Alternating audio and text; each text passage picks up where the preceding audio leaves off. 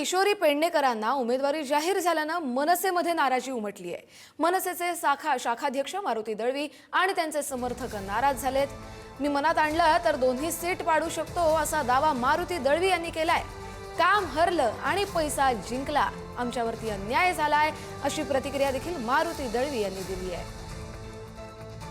किशोरी पेडणेकरला या 2 वार्डामधून तिकीट दिलेले, ती कुठल्या बेसवरती दिलेले? हा मराठी माणसाचा, महाराष्ट्र नवनिर्माण सेनेच्या कार्यकर्त्यांचा प्रश्न आहे। असं काय केलं होतं किशोरी पेडणेकरनी की तिला 198-99 वार्ड दिलेले आहे? राजसाहेबांचा भर याच्यामध्ये ती बोललेले, उठ दुपारी घे सुपारी। आता हीच वेळ, मी तुझी सुपारी घेऊ का पाडण्याची? किशोरी पेडणेकर निवडून येऊ शकत नाही या ठिकाणी। महाराष्ट्र नवनिर्माण सेनेचं या 2 वार्डांमध्ये प्रचंड ताकद आहे।